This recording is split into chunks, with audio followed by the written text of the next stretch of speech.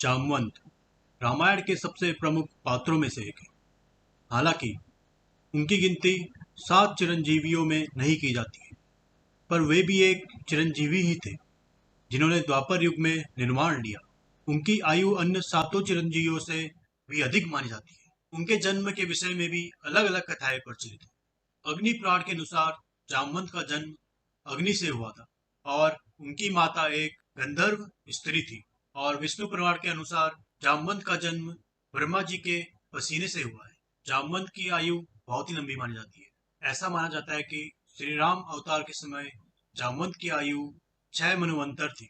उन्होंने मत्स्य अवतार को छोड़कर कूर्म अवतार से लेकर श्री कृष्ण अवतार तक सभी के दर्शन किए हैं। अर्थात श्री हरि के 7 अवतारों के समय वे उपस्थित थे। उन्होंने प्रथम देवासुर संग्राम में भी भाग लिया था। उन्हें अत्यंत विद्वान, बुद्धिमान, वेद पाठी और सदा अध्ययन करने वाला बताया गया है। उन्हें सभी वेद, पुराण, शास्त्र कंठस्थ थे।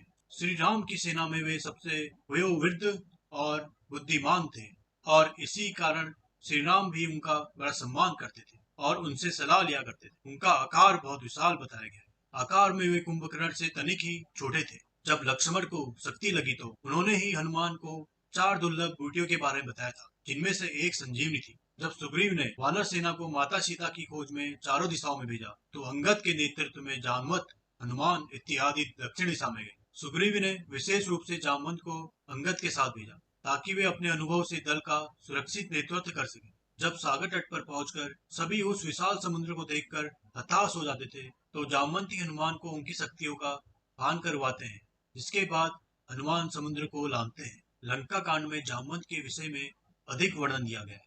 उन्होंने बड़ी चतुराई से सेना का संचालन किया और एक मार्गदर्शक की भूमिका निभाई। रामचरित्र मानस के अनुसार उन्होंने युद्ध में हिचकूप नामक राक्षस का वध किया था। उन्होंने रावण से भी युद्ध किया और उस पर पाद प्रहार किया, जिससे रावण मूर्छित हो गए। मेघनाथ से भी उनके युद्ध का वर्णन है। जब मेघनाथ की फैकी शक्ति को उन्होंने हवा में ही पकड़कर उस पर ही छोड़ दिया। उसी युद्ध में जामवंत के प्रहारों से मेघनाथ भी मूर्छित हो गया था। भागवत पुराण और विष्णु पुराण में जामवंत की शक्ति के विषय में बताया गया। उनकी शक्ति 1 करोड़ सिंहों की शक्ति के बराबर कही गई है। रामचरित्र मानस के अनुसार जब वानर दल समुद्र पार करने के लिए परामर्श कर रहा था, तब सभी अपनी अपनी क्षमता द्वारा उस समुद्र को पार करने की बात कर रहे थे। उस समय सबने जामवंत से प्रार्थना की कि सबसे बड़े होने के कारण वही उस समुद्र को पार करने का उपाय बताए। तब जामवंत ने सबको अपने बल के बारे में बताया। जामवंत ने कहा कि इस समय मैं अत्यंत बूढ़ा हो चुका, फिर भी मैं एक बार में 90 योजन तक जा सकता। जब मैं युवा था तो मैंने समुद्र मंथन देखा था।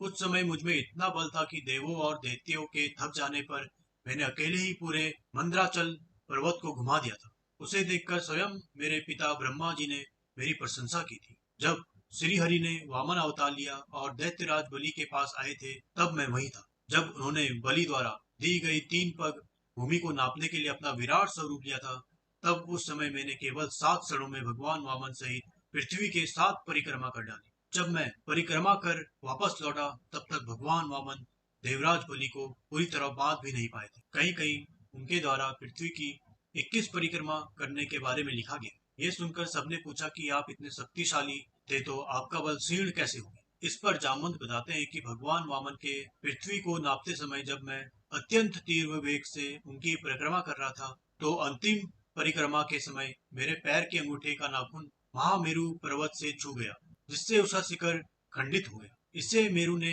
अपना अपमान माना और मुझे मेरे बल के क्षीण हो जाने का श्राप दे दिया। जब लंका युद्ध समाप्त हुआ तो श्री राम सबके बल की प्रशंसा कर रहे थे। उस समय जामवंत बड़े निराश होकर श्री राम के पास आए और उनसे कहा कि प्रभु, मैंने तो सोचा था कि युगों बाद मुझे इस युद्ध में आनंद आएगा, किंतु पूरा युद्ध समाप्त हो गया और मेरे शरीर से पसीने की एक बूंद भी नहीं गिरी। लगता है मुझे वास्तविक युद्ध के लिए अभी और प्रतीक्षा करनी होगी। ऐसा देख श्री राम समझ गए कि जामवंत के मन में अहंकार आ गया। तब उन्होंने जामवंत से कहा कि प्रतीक्षा करो, द्वापर में स्वयं तुम्हारी युद्ध विलासा पूर्ण करूंगा।